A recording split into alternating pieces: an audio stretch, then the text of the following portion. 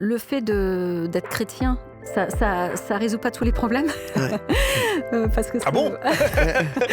mais ça nous donne une espérance Ouais. et il y a cette vie de prière qu'on peut avoir en équipe et on remet les choses en perspective, en fait.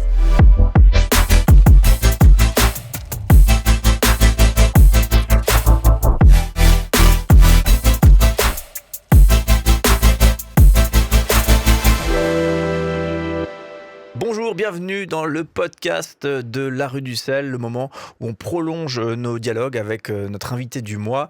Et notre invité du mois, on a un grand plaisir à la retrouver, Annick Balocco, directrice France de MEDER. Bienvenue.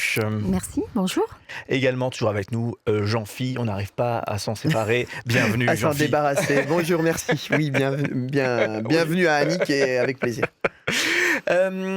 Toujours le même principe, hein. On a vu avec toi dans l'émission MEDER, l'action de MEDER. Bien sûr, on n'a pas été exhaustif, etc. Il y a le site internet, il y a plein d'éléments pour nous renseigner sur MEDER, mais quand même, on a découvert pas mal de choses avec toi. On a mieux cerné l'ONG MEDER. L'idée là, c'est au-delà de ce que fait MEDER, c'est de parler de l'humain, parler de toi, parler de ton parcours et de voir comment est-ce que tu en es arrivé effectivement à t'engager et quel engagement tu portes personnellement aussi au sein de MEDER. L'objectif est très simple, hein, c'est que tout à chacun on puisse être nourri, être challengé et peut-être faire exister plus de solidarité, plus d'amour en action dans nos existences à tout à chacun, quoi. Voilà, donc voilà, c'est Waouh. c'est Tout ça. souvent c'est inspirant, hein, Dans tout une ça. heure, ce sera fait. Ouais. Non, voilà, La donc barre est haute, hein. en simplicité, mais voilà quand même l'intention. On commence chaque fois ce rendez-vous, Jean-Phi, avec cette question qui concerne, on appelle ça la graine de la solidarité. Est-ce que tu as un souvenir de ces premiers instants dans ta vie où tu as vraiment une démarche de solidarité, tu as vraiment une préoccupation de l'autre, et si tu te souviens, c'était quand?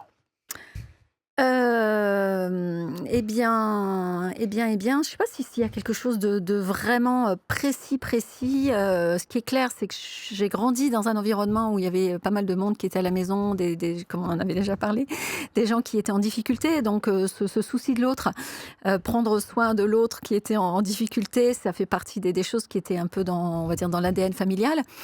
Et ce qui fait, c'est que j'ai eu envie assez jeune de trouver un engagement professionnel qui ait du sens pour moi. Voilà, je ne savais pas trop dans quelle direction ça irait. Je me souviens que j'étais assez touchée par les associations comme Amnesty ou d'autres qui faisaient du plaidoyer, qui luttaient pour la justice, etc. Donc, c'est des préoccupations que j'ai eues assez jeune dans l'adolescence. Voilà. Mais donc, je ne peux pas dire, voilà, c'est ce jour-là que j'ai pris cette décision. Oui, bien sûr. Voilà. Je me souviens plus, tes études, c'est comment tu as choisi tes études et puis est-ce que tu as après trouvé du sens, est-ce que tu les utilises encore aujourd'hui, enfin, est-ce que c'est ta base de travail aujourd'hui? Donc, j'ai eu deux étapes dans mes études. Donc, une première étape ici à Strasbourg, où j'avais fait un DUT en communication, marketing. Et suite à ça, j'ai travaillé quelques années dans la musique chrétienne, dans le cadre de Sephora. Donc là, j'ai trouvé aussi du sens, un sens dans l'organisation de concerts, d'événements pour les jeunes, etc. Et après quelques années de cet engagement, je m'étais mariée entre-temps. Et avec mon mari, on avait un engagement bénévole avec ATD Carmonde, une bibliothèque de rue où on allait rencontrer des personnes qui vivaient dans la précarité. Et autour de la lecture, on échangeait avec elles. Et c'est suite à ça qu'on a eu envie, en tant que couple, de s'engager dans la solidarité, puis dans la solidarité internationale. Et donc là, je suis retournée à l'école, donc à Lyon, où j'ai fait une formation d'ingénieur en développement local. Donc là, c'était vraiment avec le projet de pouvoir s'engager dans des projets plutôt de développement à ce moment-là, à l'international. Parce que mon background de communication, à l'époque, ça ne servait pas à grand-chose sur le terrain. Donc mon mari, lui, à cette époque-là, lui, il a fait pas mal de choses dans son parcours professionnel, mais il était prof. Et donc, il avait des compétences qui pouvaient plus facilement être utilisées sur le terrain. Mais ce n'était pas mon cas. Et c'est ce qui m'a repoussée à aller à l'école. Et donc voilà, donc un background initial dans la com et ensuite dans le développement et la solidarité. Et finalement, en fait, ce qui est, au départ ne devait pas forcément te servir pour justement pour l'humanitaire, la communication, finalement, ça te sert aujourd'hui? Oui, tout à fait. Tout ce que j'ai appris dans mes 2 formations me servent dans... Oui, tout à fait. Ouais. Je fais un petit rétropédalage pour reparler de ton enfance. Ça connecte avec ce que ma femme m'explique souvent, à savoir que chez elle, un peu même contexte que toi, il y avait énormément de passages. Mmh. Des pasteurs, des gens de telle ONG, Mmh. etc. Énormément de passages. Elle a été nourrie à ça. Et ça l'a énormément modelé, Mmh. façonné. Et du coup, aujourd'hui, par exemple, elle se sent très, très, très à l'aise lorsqu'il y a du monde à la maison. Mmh. Il y a quand, voilà, que la porte est ouverte et puis que des gens rentrent et puis Mmh. bienvenue en simplicité. Tu te reconnais un petit peu là-dedans? Enfin, c'est ce que je comprends de ce que tu racontes de ton enfance. Oui, tout à fait. Et puis moi, j'aime bien quand il y a du monde à la maison, c'est clair. Et puis après, c'est différent. Maintenant, voilà, on vit autre chose, d'autres types d'accueil, mais on est engagé aussi depuis pas mal d'années dans un premier temps, dans un réseau d'accueil de jeunes migrants qui, le jour de leurs 18 ans, enfin ça c'était il y a quelques années, maintenant c'est plus le cas, la prise en charge de l'action sociale s'arrêtait. Donc le jour des 18 ans, c'est le jour où ils se retrouvaient à la rue.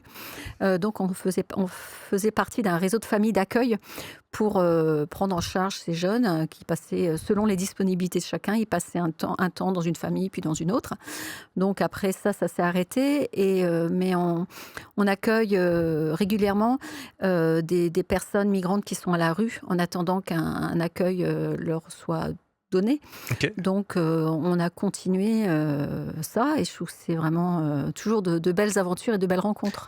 Tu penses que c'est cette fibre-là, cette envie de vivre ça, toi en tant qu'accueillante, c'est connecté à justement cette enfance, à comment tu as été nourrie à ça, au biberon, ouais, j'ai envie de dire, avec Bah, les gens de écoute, passage. peut-être, je ne me suis jamais posé la question, Ok. mais maintenant en le revisitant, certainement. Oui, Ouais. ouais, certainement. Ça peut avoir les 2 conséquences, hein. Il y en a qui sont dégoûtés parce Ah qu'ils c'est ouais. en ont souffert, dans leur Mmh. enfance et d'autres qui, au contraire, sont encouragés. Ouais. Ouais, je pense que c'est une question de dosage en fait, ou en tout cas moi j'en ai pas du tout souffert. Au contraire, c'est des souvenirs. On avait aussi mes parents vivaient dans un grand presbytère où il y avait aussi l'espace pour. Donc non, je pense que enfin, je garde rien de négatif, mais c'est vrai que pour certaines personnes ça peut être dur aussi, peut-être avoir pas assez d'attention. Parce que les parents étaient engagés Mmh. à fond dans leur engagement et qui gardaient pas suffisamment de temps pour leur famille, mais c'était pas notre cas. Mmh. Donc c'était tout positif plutôt. Et je sais pas ce que tu en penses, Jean-Philippe, moi, je trouve l'idée de pouvoir accueillir sous son toit Mm. des personnes là qui sont dans un besoin spécifique, et puis en plus c'est encadré par une association, donc Mm. voilà, c'est quelque chose on n'est pas seul à faire l'action un petit peu sauvagement, j'ai envie de dire, et des fois à faire plus de mal que de bien. Donc je trouve ça trop bien, mais je pense que beaucoup auraient peur, et j'avoue que peut-être moi j'ai un peu peur à l'idée d'accueillir quelqu'un sous mon toit que je connais pas, qui Mm. peut-être a eu une histoire de Mm. fragilité, de difficulté, et d'une certaine manière, c'est mon toit, mon intimité que j'offrirais dans ça me fait un peu peur sur le papier. Avec aussi, en plus, la question des enfants. Ah oui? Ouais, pour moi, les enfants sont grands. Aujourd'hui, oui, mais ah oui, est-ce oui, non, que... À mais l'époque? écoute, ça a toujours été des super belles rencontres. Ok. Je me souviens du Covid.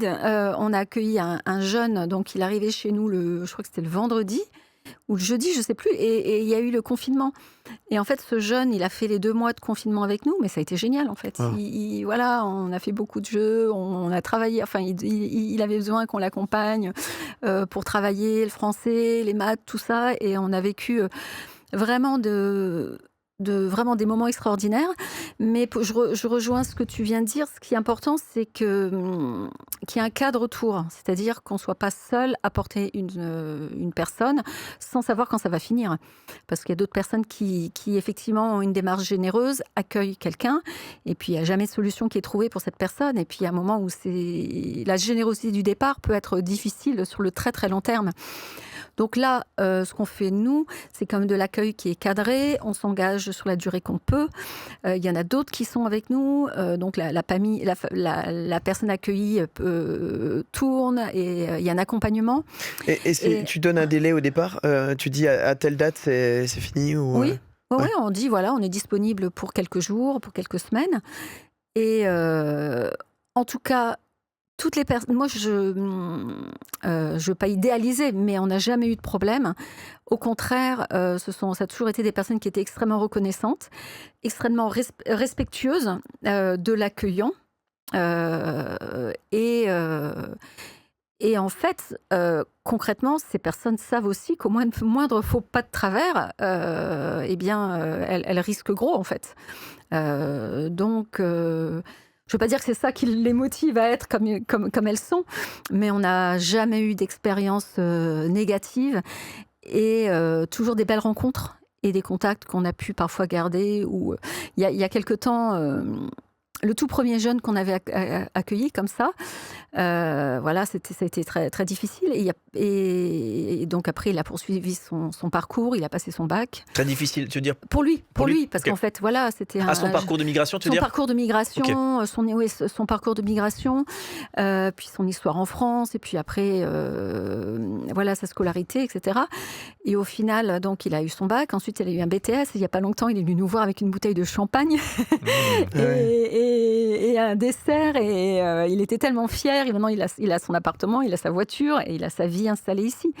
Donc, on a eu vraiment toujours de belles rencontres. Et on encourage vraiment tout le monde à essayer.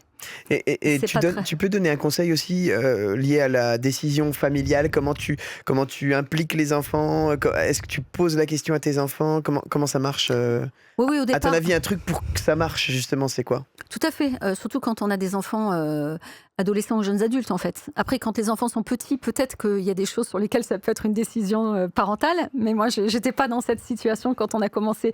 Donc, il m'est difficile de donner des conseils aux autres. Mais en tout cas, quand ils sont ados ou jeunes adultes, c'est bien d'en parler en famille. Et effectivement, c'est aussi une démarche familiale. Il y avait l'adhésion des enfants, alors. Et il y avait l'adhésion des enfants. Et après, c'est pas permanent non plus. Donc après, il faut trouver effectivement le bon rythme pour que ça corresponde aux uns aux autres. Je trouve ça très très beau, très inspirant. Et je trouve ça chouette que on ait parlé longtemps de MEDER. T'es directrice en France de MEDER. Ok, super. Mais en simplicité, découvrir que tu portes au cœur de ta famille aussi des actions de solidarité, je trouve ça très beau. Alors justement, on a une séquence un petit peu avec des fleurs comme ça dans cette émission, on l'a appelée Annick, on t'aime. Oh, waouh. C'est ça. Et alors Jean-Philippe, c'est vrai que c'est sa spécialité, mais je dis ça en mode simplicité aussi parce que c'est quelque chose qu'il fait naturellement et naturellement très très bien. Il arrive à détecter chez les gens les petites pépites qu'on porte chacun. Jean-Philippe, Annick. Alors je tiens à préciser. C'est hyper intimidant d'entendre ça. Non, mais alors en plus c'est beaucoup plus intimidant pour moi, tu vas voir, parce que en fait je suis jamais sûr qu'il va me dire ça. En fait c'est pas systématique, hein, tu regarderas dans les podcasts, c'est pas systématique. Ouais, donc moi j'ai pas préparé, donc c'est du spontané de chez Spontané. Hein. Okay. Ce que j'aime beaucoup, je te l'ai déjà dit plusieurs fois, je l'ai d'ailleurs dit je crois dans l'émission d'il y a 15 jours, on s'est vu beaucoup de fois sur des plateaux pour poser des questions et c'est le cas de plusieurs invités où on se dit, nous en tant qu'animateurs, on se dit c'est telle personne, et tu fais partie de ces personnes où on se réjouit de t'écouter, on se réjouit du moment qu'on va passer ensemble. Il y a d'autres interviews avec des personnes avec qui c'est plus difficile ou plus informatif. Toi, il y a vraiment cette chaleur, cette humanité qu'il y a derrière, donc on se réjouit toujours pour ça. Et dans les choses qui sont particulièrement touchantes, c'est que tu es directrice de MEDER, mais on sent bien que c'est pas du tout une posture. On sent qu'il y a l'envie de supporter en tant que directrice et pas de regarder du dessus. On sent aussi une petite fragilité qui donne envie d'être en contact avec toi quand tu nous parles de MEDER ou même plus largement d'autres choses en coulisses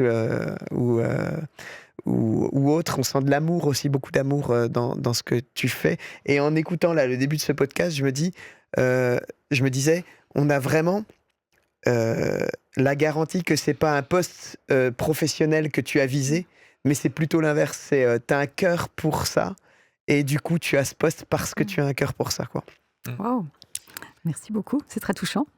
Trop bien. Merci à toi.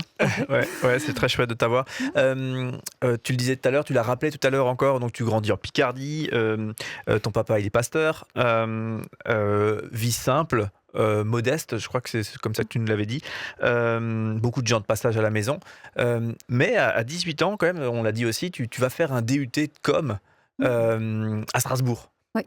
Et je me suis dit, enfin, tu vois, ça c'est l'explication, mais je me suis dit, tiens, c'est marrant, comment est-ce que d'une vie en simplicité, là, je t'imagine dans cette campagne, cette maison paroissiale, etc., et de se dire, tiens, je vais à l'autre bout de la France et faire de la com.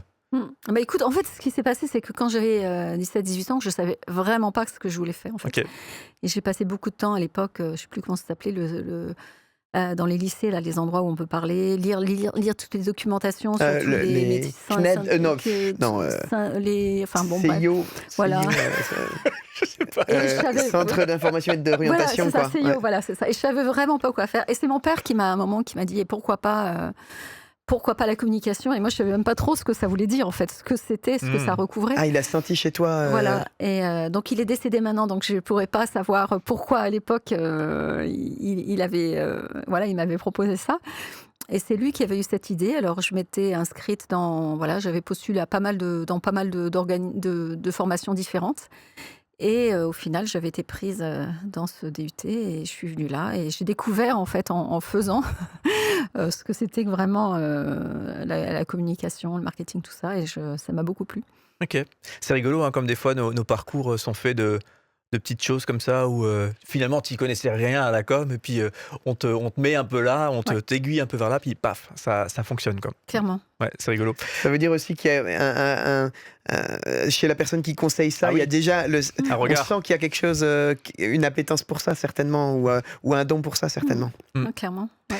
Tu débarques à Strasbourg. Ça nous plaît parce que là le studio d'enregistrement il est à Strasbourg, donc voilà, petite dédicace au passage. Mais comment tu vis le truc? Bien. Ouais. Non, bien. Malgré bien. les Alsaciens. Non, parce que On va se faire des c'est amis. vrai que j'avais 18 Mettez un ans, pouce vers et- le bas si vous voulez. Non, j'avais 18 ans, je suis arrivée à Strasbourg et c'était... Voilà, c'était un peu... Ce qu'il y a, c'est que la même année, mes parents avaient déménagé à Chalon-sur-Marne, donc ils s'étaient rapprochés un petit peu de l'Est.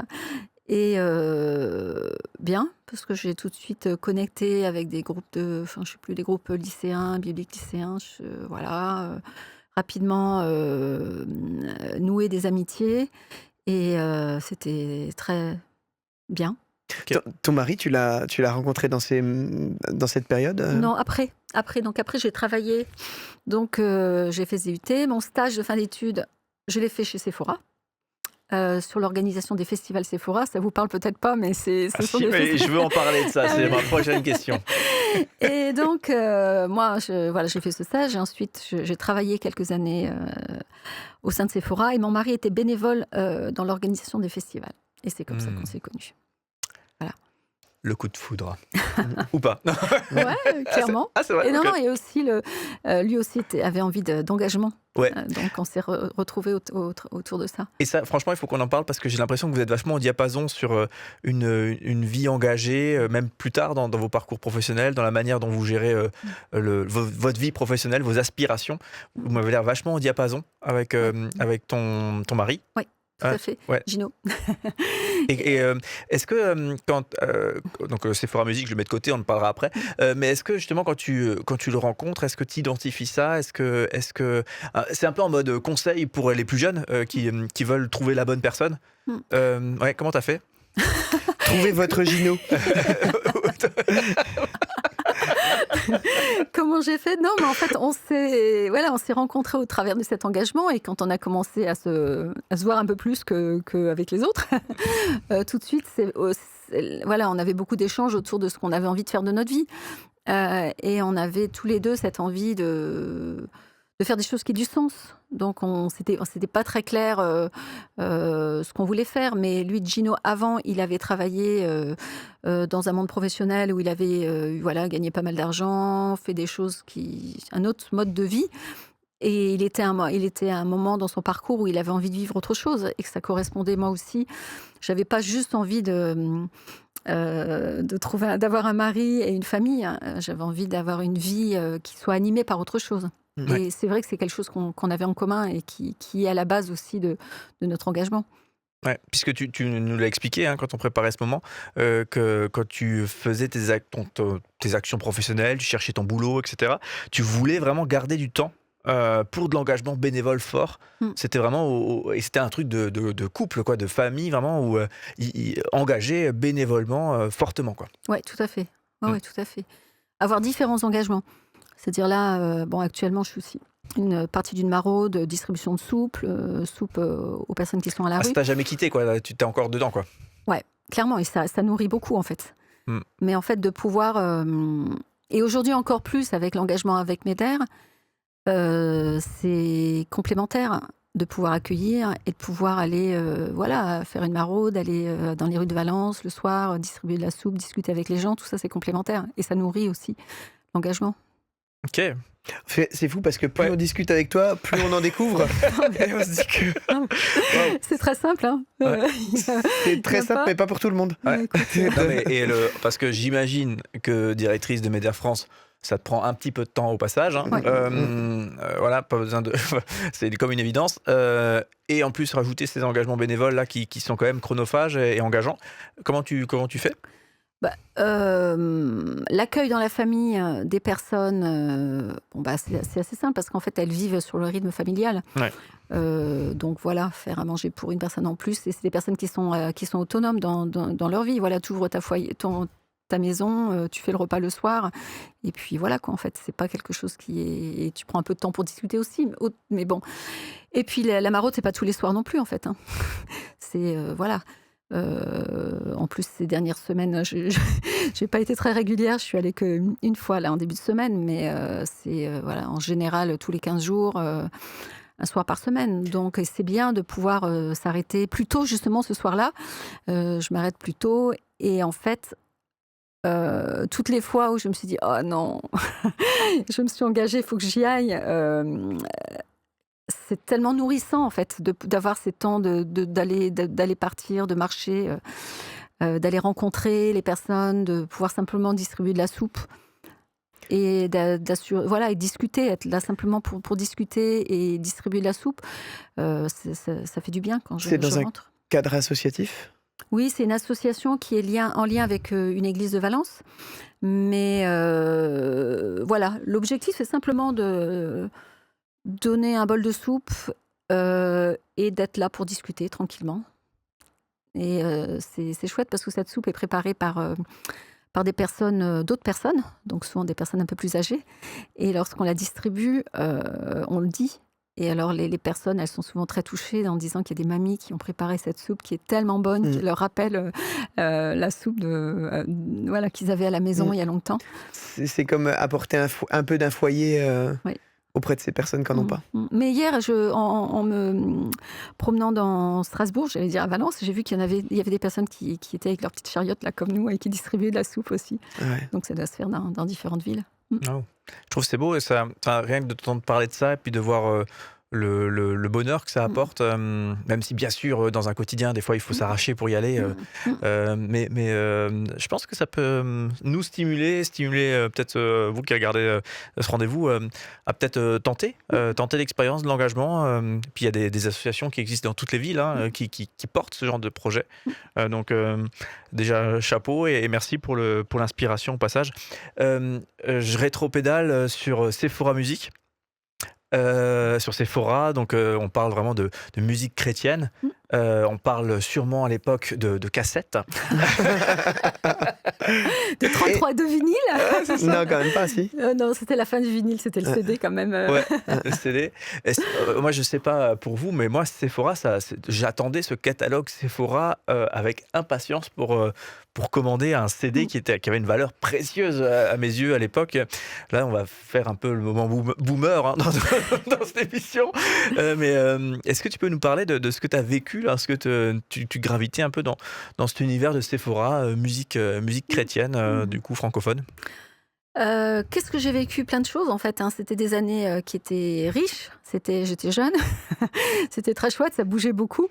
Donc il y avait, effectivement la promotion, faire connaître les différents artistes, préparer le catalogue Sephora, ça faisait partie de mon travail. C'est pas vrai, c'est toi qui préparais le catalogue que j'attendais avec impatience? Écrire les petites lignes, Ouais. pour Ah, c'est fou! qui donnent envie. C'est dingue de savoir que c'était toi qui étais là derrière. Bon, pas toute seule, hein, mais voilà. Et puis aussi faire venir des groupes, organiser des concerts. Et ce que je trouvais intéressant, c'était lorsqu'on avait aussi l'occasion de faire venir des groupes et d'organiser des concerts en dehors des milieux chrétiens. Donc ça, c'était chouette aussi. Et c'était des années qui étaient riches autrement que ce que je vis maintenant. Mais de rencontres, de découvertes musicales. J'aimais bien le côté artistique. Et puis malgré tout, en essayant aussi des fois d'avoir une petite touche solidarité, parce qu'il me semble qu'une fois, on avait même mis en place un partenariat avec le sel Ouais. au sein de Sephora. C'est de l'histoire très ancienne, mais d'essayer de faire connecter tout ça. Voilà, je ne sais pas si j'ai répondu à ta question. Ouais, mais non, c'est bien. ouais. Et tu avais un artiste, un truc qui t'a marqué, un concert qui t'a marqué, un artiste qui t'a marqué? À l'époque, quand Ouais. j'étais, voilà, il y a 25 ans, j'aimais bien le groupe Petra. Petra. Ouais. Ouais. Bon, Là, voilà, c'est vraiment de l'histoire très ancienne. c'est ça, on fait appel à des souvenirs hein, pour le coup. Très bien, trop cool. Ouais, Jean-Philippe, tu voulais réagir? Non, Petra, ouais, ça me parle. Petra, on vous demande pas de chanter, même si non. l'envie est là. Tu l'as évoqué tout à l'heure, et là aussi, je pense que c'est important d'en parler parce que ça peut être inspirant. C'est en 1996, en l'an de grâce 1996, que tu retournes sur les bancs de l'école. Je dis pas de bêtises. Donc c'est après l'expérience de Sephora. Oui, oui. Donc et là, j'ai Là, envie tu de. vas donner mon âge, là, si tu dis 96, là, on est vraiment dans le vieux. Eh là, ben, se on dit dire pas aux auditeurs. 96 et c'est bon. C'est ça. Et non, mais non, pas du tout. Et, Surtout qu'il dit l'an de grâce pour dire que c'est très vieux, tu vois. Et en ouais. plus, il a dit le coup de la cassette avant. Donc Ouais, c'est vraiment pour souligner vraiment, qu'on est dans les. c'est ça. que je suis, Bon, ouais, j'ai tout faux. Et j'assume. Tu retournes sur les bancs de l'école après une expérience professionnelle, Oui. donc pour te former en tant qu'ingénieur développement à Lyon, hein, je dis pas de Oui. bêtises. Développement local, ouais. Ouais, développement local. Et est-ce que ça a été difficile comme ça de reprendre le chemin des études? Je pense qu'aujourd'hui, c'est de plus en plus fréquent. Oui. Mais comment tu as vécu le truc? Je trouve ça génial. Ok. En fait, parce que là, quand tu reviens, quand tu es adulte, que tu as déjà travaillé, que tu fais des études, donc c'est un choix un peu plus en conscience. Ouais. Parce que quand je suis partie faire de la communication, je ne savais pas trop ce que c'était. Mm, Et en fait, c'était une formation où il y avait beaucoup de... La plupart des étudiants étaient étrangers. Et ils venaient pour 2 ou 3 ans en France faire cette formation. Donc, j'ai trouvé ça vraiment très, très enrichissant. Et au contraire, bon, j'avais pas encore d'enfants à l'époque. On a attendu quelques années pour faire différentes choses. Et parce que si tu dois effectivement faire tes études tout en gérant tes enfants, ça peut être très compliqué. Mais c'était une belle aventure. Et j'ai trouvé ça vraiment très chouette d'avoir cette occasion justement de reprendre ses études, et de pouvoir s'orienter vers de nouveaux projets. Ok. C'est un privilège. C'est un sacré investissement parce que c'est aussi une prise de risque financière. Ouais. C'est-à-dire que je ne sais pas si tes études te coûtaient quelque chose, mais en tout cas, il y a l'absence de salaire. Ouais, mais en fait, j'étais dans un cadre où j'avais travaillé quelques années. En tout cas, la première année, j'ai été prise en charge. Ouais. Et la deuxième année, partiellement. Voilà. Mais c'est vrai qu'à cette époque-là, voilà, on roulait pas sur l'or, mais ça faisait partie voilà, aussi des engagements de ce qu'on souhaitait avec mon mari, voilà, d'avoir le nécessaire pour vivre, mais de pouvoir faire des choses qui nous tenaient à cœur. Et ça faisait partie d'un projet de pouvoir s'engager différemment après. Tu avais été à Voilà. bonne école aussi enfant Voilà. là-dessus. Certainement. Ouais, parce que toi, tu as vécu aussi ça, le retour sur le banc. Oui, mais sauf que moi, j'avais déjà mes 2 enfants quand Ouais, c'est ça. Ah je oui. suis retourné, ouais. Ah, toi, t'aimes bien les choses, mais compliquées, quoi. Ouais, bah, c'est vraiment, je pense que c'est aussi ton cas, c'est aussi le soutien de ton conjoint, Oui, quoi, hein. c'est clair. Donc moi, le soutien de ma femme, dans ces Oui. cas-là, enfin, c'est un soutien, même, tout ce qui est dur, Mmh. à vivre en tant qu'adulte qui retourne sur les bancs de l'école, quand tu es soutenu par ta femme ou ton mari, ça change tout, quoi. Ouais. Clairement. Comparé à la vie d'étudiant où tu as Mmh. cette pression, mais tu es seul aussi à vivre cette pression, Mmh. tu dois choisir quelque chose, tu sais pas si ça te plaît, et cetera. Et dans le choix en tant qu'adulte, tant qu'il y a du soutien au foyer, ça Mmh. change Mmh. tout. On avait l'impression presque, en t'entendant, quand tu parlais, tout à l'heure de, préserver du temps pour de l'engagement, du coup, du temps aussi, quand tu étais plus jeune en limitant le temps travaillé aussi. Là, que tu parles de reprendre les études et cetera. Presque comme si le fait de gagner de l'argent, c'est pas très important ou pas important du tout, dans ton Clairement. couple? Non. Mmh. Tout à fait. Enfin, Non, non. il faut vivre, Non, il faut non, manger et effectivement, cetera, mais non, mais effectivement, ça a pas été des choses qui ont guidé, nos choix. Effectivement, on devait avoir le nécessaire pour vivre. Ça m'est arrivé à un moment, juste avant de reprendre mes études, de faire un peu de boulot alimentaire parce qu'il fallait, il fallait avoir un minimum pour vivre. Entre-temps, il y a une Ça veut dire, c'était quoi ce boulot alimentaire? c'était en fait entre Sephora et le temps où j'ai repris mes études, je traduisais des notices de camions de pompiers. C'est pas vrai? c'est Et parfait, ça! je sais pas trop quoi, c'était un constructeur de Il y a une notice pour le camion de pompiers? de chasse-neige et de camions. Enfin, c'était, voilà, Non. je faisais la traduction technique de Déjà, documents. quand tu le lis dans ta langue, c'est déjà lassant, une notice. Mais alors, en plus, tu dois faire de la traduction. Donc voilà, ça n'a pas duré très longtemps, mais Ah, c'est formidable. quelques mois. Et voilà, donc ta question initiale, c'était l'argent, Oui. voilà. Donc voilà, on est reconnaissant parce qu'on a toujours eu ce dont on avait besoin, mais ce qui est clair, c'est que dans nos choix d'engagement, ça n'a jamais été déterminant. Ouais. Voilà, j'étais bénévole de nombreuses années, voilà, avec MEDER aussi au début, avant de commencer voilà, en étant rémunérée. Mais c'était plutôt suivre des engagements et puis le reste suivra d'une façon ou d'une autre. Tu as toujours, gardé ce cap de, notamment je pense à ce moment où quand tu as des enfants, où tu te dis peut-être, «Ah si je peux gagner un peu plus de cacahuètes là parce que derrière si je peux leur donner un coup de pouce, c'est bien». Enfin, quand tu commences à un peu avoir, une envie noble un peu, d'avoir de l'argent, mais quand même l'envie d'avoir de l'argent, certes pour tes enfants, mais est-ce que toi vous êtes toujours resté dans un cap de, simplicité absolue par rapport à ça? En fait, ça n'a pas été un objectif. Après, c'est vrai que, voilà, aujourd'hui, on travaille tous les 2. Enfin, on travaille tous les 2 et on est rémunérés tous les 2, pardon. Et puis, effectivement, voilà, mon mari a un poste maintenant où il a une meilleure rémunération et on en est reconnaissant. Voilà. Mais en tout cas, moi, ça fait pas partie. Je me dis pas, ouais, si je faisais autre chose, je pourrais gagner plus d'argent. Ouais, OK. Ouais, c'est pas votre mode de pensée, quoi. Très bien. Et la dimension spirituelle derrière tout ça, c'est-à-dire, même avec, on parlait des études, le doute possible dans est-ce qu'on aura assez, et cetera. Comment vous l'avez mis en prière ou je sais pas, c'est-à-dire, se lancer là-dedans en se disant: «Je veux pas faire ça avec manque de sagesse», donc comment on le remet à Dieu? Bah, on le remet à Dieu comme tous ses choix, en fait. Mais je crois qu'on n'était pas vraiment stressé par les questions d'argent, en fait. Ah ouais. Je pense que c'était. Qu'est-ce que faisait mon mari à l'époque? Je ne sais plus ce qu'il faisait à cette époque-là. Pompier. Pardon? Un pompier. Non, Non, non, il était voilà, il a fait quand même pas mal de choses différentes. Mais bon, je sais pas si c'est parce qu'on était naïfs ou quoi, mais Ou alors c'est un don, on- hein, d'être en paix, aussi sur ces questions-là? ouais, peut-être. Oui, peut-être. Voilà. Et puis, il y a différentes saisons dans la vie.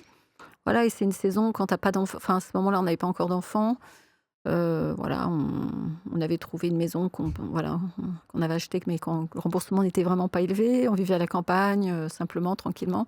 Donc, en fait, je pense que cette question d'argent, ça n'a jamais vraiment été un sujet. Voilà. Et Mmh. même si maintenant, on est reconnaissant d'avoir une situation un peu meilleure qui nous permet aussi, parce que nos enfants sont plus grands maintenant, et voilà, il y avait les études, d'autres engagements. Donc, On n'est pas tous fait pareil parce que, typiquement moi quand j'ai repris des études, donc on a eu un salaire en moins, dans le foyer avec 2 enfants et un prêt de maison. Mmh. On avait l'inquiétude de ça et le vrai questionnement: est-ce qu'on se lance là-dedans ou pas? Et Dieu nous a accompagné dans le sens où on a eu des clins d'œil incroyables. Quelqu'un qui toque à la porte un soir, ce que j'ai déjà toujours entendu dans les... Des fois, on entend ces témoignages-là, nous on l'a vécu. T'es un soir vers Noël, il y a quelqu'un qui sonne à la porte, qui te donne une enveloppe, puis 400 €, bam, qui tombe comme ça, quoi. Ah, t'as Et tu vécu ça? dis... Ouais, Waouh. ouais. Et autre chose où il fallait payer une licence de logiciel.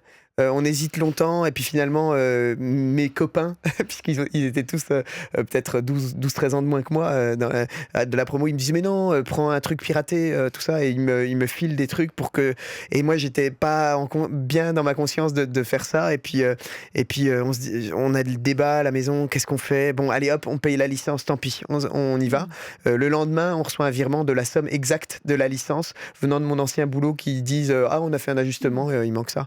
Et du coup, je me dis, nous, le Seigneur a pris la peine de nous rassurer. Parce que quelque part, c'est aussi une validation. Vous inquiétez pas, je suis derrière. Il n'y avait pas forcément peut-être besoin de cet argent-là, mais il a pris la peine de nous rassurer. Et vous n'aviez pas besoin, voilà quoi.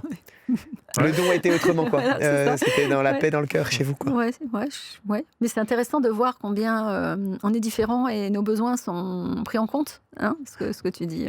Ouais. Mais je pense que c'est aujourd'hui plus que jamais très important de rappeler la possibilité d'être serein face à ces questions d'argent, de finances, etc. Aujourd'hui, je dis aujourd'hui plus que jamais, mais j'ai l'impression qu'il y a une jeunesse qui est assez tiraillée par ces questions-là, qui se dit il faut se mettre à l'abri, quoi. Il faut de la cacahuète. C'est encore un moment boomer là Ouais, un petit peu, ouais, je pense.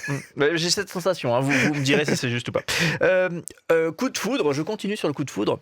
Mais cette fois-ci, on ne parle pas de ton mari, quoique, puisque c'est toi qui nous l'as dit quand on préparait ce moment-là. Tu as utilisé ce mot, je crois. Ah bon? Tu as dit coup de foudre pour Meder.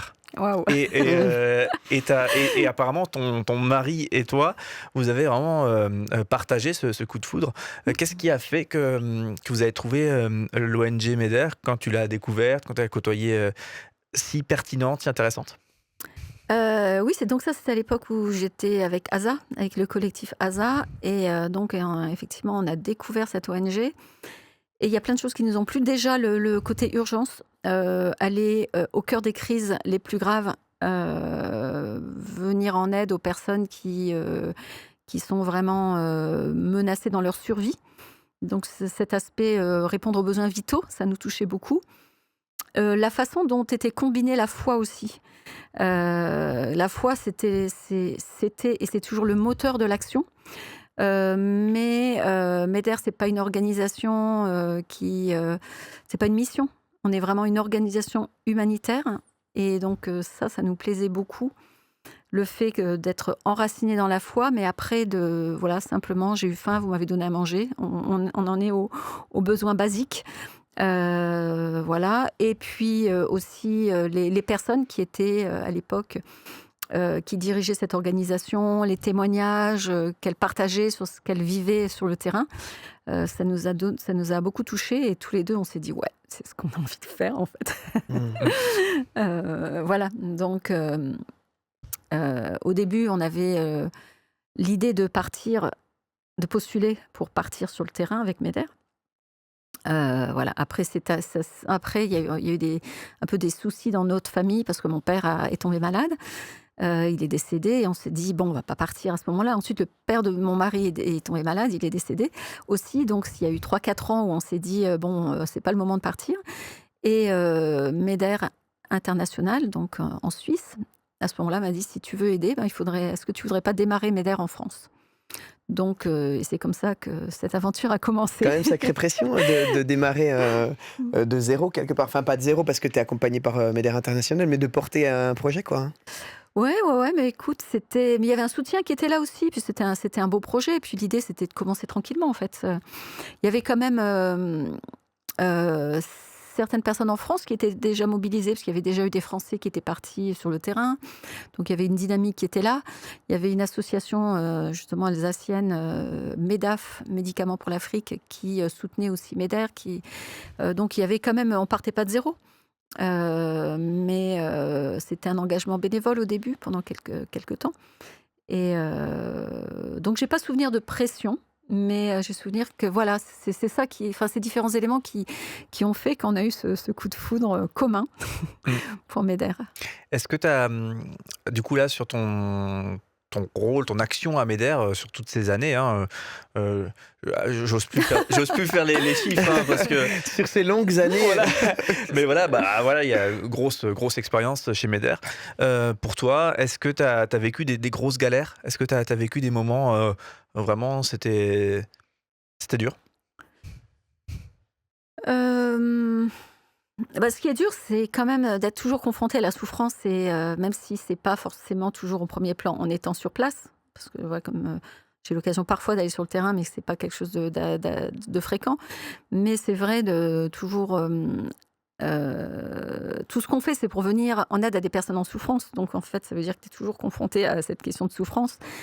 Soit tu rencontres les personnes, soit tu lis les témoignages ou tu as tous les retours qui sont faits du terrain. Donc il y a, je me souviens à l'époque de la crise alimentaire, je sais plus, il y a peut-être 2015-2016, où il a un moment, je m'étais dit waouh, voilà, c'est quand même dur. Mmh. Mmh. Voilà, et après, il faut. Ça renvoie à ce qu'on a dit dans l'émission précédente, prendre du recul et puis tout remettre et se dire que c'est pas à nous de, c'est pas à moi de sauver le monde en fait. Mmh. Voilà, c'est pas mon rôle. Mon rôle, c'est juste de faire ce qui est à ma portée et voilà, avec d'autres. Et voilà, donc des moments durs, plutôt des moments durs où émotionnellement je me disais waouh, c'est quand même compliqué d'être toujours confronté à la souffrance. Mais après, quand tu prends le recul, tu t'aperçois que tu es confronté à la souffrance, mais que tu as aussi tous les témoignages qui montrent que ça vaut le coup, en fait. Voilà, un enfant ces enfants malnutris et qui font vraiment. Ça te fend le cœur quand tu les vois, s'ils sont pris en charge pendant 6 à 8 semaines. Ensuite, ils retrouvent la santé et la vie et cet épisode est réglé, en fait. Donc, voilà, les moyens d'agir existent. Ce qui est des fois décourageant, c'est de se dire qu'on pourrait faire tellement plus. Mais bon, là aussi, c'est pas non plus entre nos mains. Tu jamais eu à gérer un équipier Meder qui t'est blessé ou ouais, qui avait une grosse galère sur le terrain et toi, tu étais derrière en gestion? Non, non, non, non, pas directement, parce qu'en fait, hem, tous les équipiers, quelle que soit leur nationalité, au final, quand ils partent en contrat avec Meder International, en Suisse, même si ce sont des Français. Et il y a quand même des équipes qui sont là en soutien et qui interagissent directement en cas de problème grave, en fait. Donc nous, on interagit avec certains équipiers français sur le terrain, mais j'ai pas eu à faire face à ce type de situation. OK. J'ai une dernière question, avant de passer à la séquence suivante, un truc qui m'a interpellé dans ce que tu nous as dit, quand tu nous parlais de Meder, quand tu nous parlais de l'aide humanitaire. Moi, j'ai été interpellé par la question de la santé mentale. Mmh. La santé mentale, et on n'y pense jamais. En fait, moi, pourquoi je me suis dit, en t'entendant, pardon, je me suis dit, je me suis senti bête d'avoir une image un peu du super-héros, de l'humanitaire super-héros qui est là, qui soigne, qui va de patient en patient ou de problème en problème. Mais en fait, et en fait, bien sûr que c'est une personne qui vit un truc traumatisant, quoi, ce travailleur humanitaire, bien sûr. Et en fait, ça m'avait complètement échappé. Et donc si tu le veux bien, ça pourrait être intéressant de juste expliciter un peu en quoi la santé mentale, c'est un enjeu pour le travailleur humanitaire. Et tu l'as déjà un tout petit peu évoqué dans l'émission La Rue du Sel, il y a quelques jours. On peut creuser ça. Ouais, la santé mentale, donc sous 2 aspects. Donc la santé mentale des équipiers, effectivement. Il faut quand même s'assurer que ça se passe bien pour eux, Ouais. leur quotidien. Parce que quand tu travailles sur le terrain, au cœur d'une crise, voilà, comme on dit, voilà, à 16h30, c'est pas fini en fait. Mmh. Il y a des besoins, il faut faire face. Donc, comment faire en sorte que les équipiers essaient d'avoir une vie la plus équilibrée possible, même au cœur, enfin peut-être pas dans les premiers jours, parce que quand il y a une catastrophe qui se produit, il faut être hyper efficace rapidement, quoi, en fait. Mais qu'il y ait rapidement à nouveau un équilibre qui soit là dans la vie et qu'il y ait un accompagnement qui soit proposé pour ceux pour qui c'est trop difficile. Donc ça veut dire un débriefing, un accompagnement au cours de la mission, si c'est nécessaire. et aussi et ou un débriefing à la fin. Donc c'est vrai que dans les profils qu'on recherche pour les personnes qui vont être directeurs de programme ou qui vont être en charge des ressources humaines au sein de nos équipes, c'est un volet important d'être sensible à la santé mentale des équipiers et la santé mentale aussi des personnes qui sont affectées par les crises en fait. Si on remonte à quelques années, la santé mentale n'était pas prise en compte immédiatement. Je me souviens dans le cadre de l'intervention en Syrie auprès des réfugiés ou des réfugiés syriens au Liban, on n'a pas mis tout de suite en place des programmes de santé mentale. On a attendu quelques années parce que d'abord on a fait l'aménagement des camps. Enfin, il y a plein de choses. Il y a la santé, soins de santé primaire. Il y a plein de choses qui ont été déployées. Et après, petit à petit, on s'est aperçu que c'était vraiment un problème grave, la santé mentale. Les enfants syriens qui s'étaient retrouvés, qui sont arrivés dans les camps au Liban, il y en avait beaucoup qui avaient vraiment des problèmes graves de santé mentale. Et on a développé des programmes de soutien à la santé mentale. Et maintenant, si on prend par exemple les interventions qui ont été mises en œuvre suite au séisme en Syrie-Turquie, dès le début, il y a eu ces soins de santé mentale qui ont été développés en parallèle aux distributions de matériel, etc. Parce qu'on sait que si on prend en charge tout de suite les problèmes rencontrés, ça évite des traumatismes qui vont impacter pendant des années la vie des personnes concernées. Donc la santé mentale, c'est à la fois au niveau des équipes et des bénéficiaires, c'est quelque chose qui est important maintenant. Mais c'est vrai ce que tu dis, des fois les gens ont l'impression de se dire que c'est assez superficiel. Bon, on verra bien plus tard, quoi. Oui, mais projeté là sur l'humanitaire, sur le travailleur humanitaire, hein, un peu le truc du super-héros au cœur de l'action. Mais oui, forcément, on est impacté, touché. Et on est tous fragiles, hein, donc voilà, c'est peut-être normal d'avoir un coup de mou plus fort que d'autres quand on est dans ce contexte-là, quoi. Ouais. Oui, ça interpelle sur le professionnalisme de MEDER. C'est-à-dire, on se dit, il y a le constat du problème. Bon, on fait quelque chose pour pallier au problème, puis après, on met en place en avance pour préparer. Et on imagine que c'est du coup, si vous le faites pour ça, vous le faites pour le reste. Et c'est intéressant, quoi, impressionnant. Oui, on apprend toujours, en fait. C'est vrai que comme c'est des contextes qui évoluent, donc on est toujours dans ce process on va dire, d'évaluation et d'amélioration. Essayer pour être au plus près des besoins au sens large, quoi. Séquence pour quasiment conclure, qui s'appelle « Tu nous as choqués ». J'en gardais un en réserve. C'est vrai? Jean-Philippe, quel t'a choqué? En fait, c'est très lié à ce qu'on vient de dire. En fait, c'est même carrément directement lié. Ouais. Mais en fait, quand tu as dit dans l'émission du 1er juin, tu as dit c'est vrai que dans l'humanitaire, il y a de l'addiction dans l'humanitaire de manière générale. Hein. Il y a de l'addiction. Donc c'est lié à ce que tu viens de dire en fait. Hein. Ouais. Ça m'a choqué, je me suis dit, et pourtant j'allais dire ça a du sens, en tout cas on le comprend, et voilà, c'est ça ça m'a interpellé, je me suis dit, en fait on mesure pas à quel point ça peut être impactant pour vous, enfin pour les équipes sur place, qui partent. Oui, sur les équipes qui partent. Ouais. Surtout, je pense que le fait d'être chrétien, ça résout pas tous les problèmes. Ouais. Parce que bon. Mais ça nous donne une espérance, ouais. Et il y a cette vie de prière qu'on peut avoir en équipe et on remet les choses en perspective en fait. Voilà, la restauration va venir. Voilà. Mais je pense que si tu vois que cette souffrance en permanence et cet éternel recommencement, c'est difficile de garder. Voilà. Et l'espoir, ça suffit peut-être pas en fait. L'optimisme, ça suffit pas en fait. On n'est pas dans l'optimisme, on n'est pas dans le bien-être en disant ouais, ça va aller mieux. Il faut vraiment quelque chose de plus. Voilà, cette espérance qui permet d'avancer. Après, toutes les personnes qui font de l'humanitaire, même qui ne sont pas chrétiennes, voilà, ne souffrent pas d'addiction. On a bien compris. Ça veut dire que c'est quand même extrêmement... voilà, les gens, ils mettent toutes leurs tripes et tout ce qu'ils ont. Et en fait, il faut aussi prendre soin de soi, faire des pauses, faire des breaks, sortir. Mais voilà, quand tu es dans un pays juste où tu peux pas sortir, en fait, tu travailles et tu vis dans une maison et tu peux pas aller te balader le soir pour te changer les idées parce que c'est pas sécure autour. Ça fait que voilà, il faut quand même une organisation pour mettre en place ce qu'il faut pour préserver sa santé Et mentale. t'es loin des tiens? Et t'es loin des tiens, tout à fait. Ça veut dire que enfin, les équipes ouvrent leurs antennes, j'allais dire, pour un peu observer aussi chez l'autre si tout va bien. Tout à fait, non, non, tout à fait. Et effectivement, c'est pour ça que la personne qui est le directeur de programme, qui gère aussi supervise, enfin accompagne. Ils vivent en équipe, hein, ils vivent dans une maison ensemble, donc doit aussi prendre soin de ses équipiers. Jean-Phi, expatrié, ça te tente?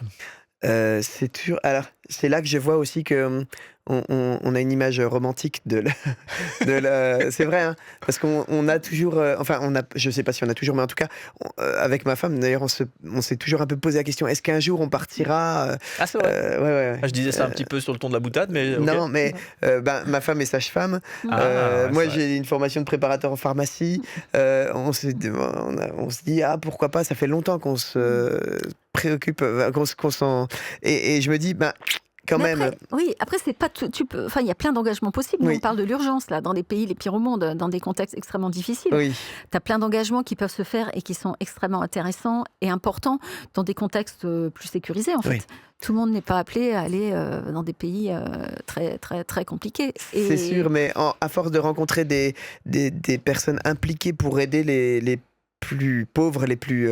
finalement, moi, mon travail aussi, c'est ça. Mais très à distance, finalement, même si on recueille des témoignages, on a les collègues qui vont voir sur le terrain tout ça. Mais je pense à une émission avec Pascal Machefer de Mission Lèpre, qui, je pense, a un vrai don. Je vous renvoie vers cette émission. On vous mettra le lien dans le podcast, là, sous le podcast. Il a un don pour raconter comment est le terrain. Il nous raconte son vécu sur le terrain, on y est, et d'un coup on se dit c'est pas si romantique que ça, je dis romantique, mais si glamour que ça d'aller aider l'autre, parce que bien sûr on a envie d'aller aider l'autre, mais la réalité c'est que celui qui a besoin, il a quand même besoin, donc on n'est pas dans un contexte facile, quoi. Tout à fait. Bilan tout doucement de nos échanges pour conclure et se libérer tout doucement. Ça va, souvent on aime bien poser cette question. Est-ce que tu as dit un truc que tu pensais pas dire aujourd'hui? Je pensais pas parler autant de moi, c'est ce que je vous avais dit en préparatif.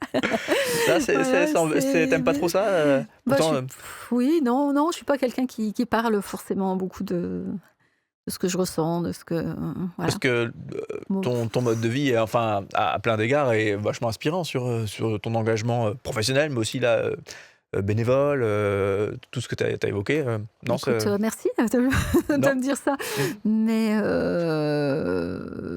oui, voilà, non, je suis pas trop, voilà. Ça va, Parle t'as pas de trop ce que mal je ressens, vécu le moment? Non, c'était... Merci de m'avoir fait revisiter des moments que j'avais un peu oubliés, et de m'avoir reposé des questions sur mon enfance, sur mes choix. C'était on aime bien. chouette. Est-ce que, dernière question, est-ce que tu as une parole d'envoi pour l'audience? Donc, quelqu'un qui a regardé peut-être ton émission il y a 15 jours, qui regarde maintenant ce podcast, qui t'a un peu plus découvert, est-ce que tu as une parole d'envoi, un mot à adresser à cette personne? Waouh. Je dirais que c'est important de s'engager d'une façon ou d'une autre. En fait, voilà, tout le monde n'est pas appelé à aller dans des pays en guerre, en crise. Mais ici, à côté de nous, là, enfin, là où on vit tous, il y a des possibilités d'engagement. Et je pense pas qu'il y ait des engagements qui soient mieux ou moins bien que les autres, mais le tout, c'est de faire quelque chose. Parce que l'inaction, c'est contribuer aux... Enfin, non, c'est peut-être excessif de dire que l'inaction, c'est contribuer à l'injustice. C'est peut-être un peu excessif de dire ça. Mais en tout cas, c'est pas lutter contre, quoi. Voilà, c'est pas lutter contre. Donc, c'est important, je pense, qu'on est tous appelés à agir d'une façon ou d'une autre. Ouais. Voilà. Donc, je sais pas si c'est un bon mot de la fin, mais de réfléchir aux possibilités d'engagement qui sont pas forcément compliquées et pas avoir peur. Je repense à ce que tu as dit tout au début quand on parlait d'ouvrir sa maison. La peur, ça nous... paralyse. Hein. Ça nous paralyse, alors qu'il y a tellement de belles aventures qu'on peut vivre d'une façon ou d'une autre.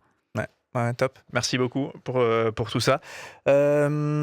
Jean-Philippe, ça va? Ouais, j'ai un petit mot de la fin, moi Allez, aussi. parfait. Ce qui m'a frappé là dans ce temps de podcast, c'est, je crois que tu es très sereine.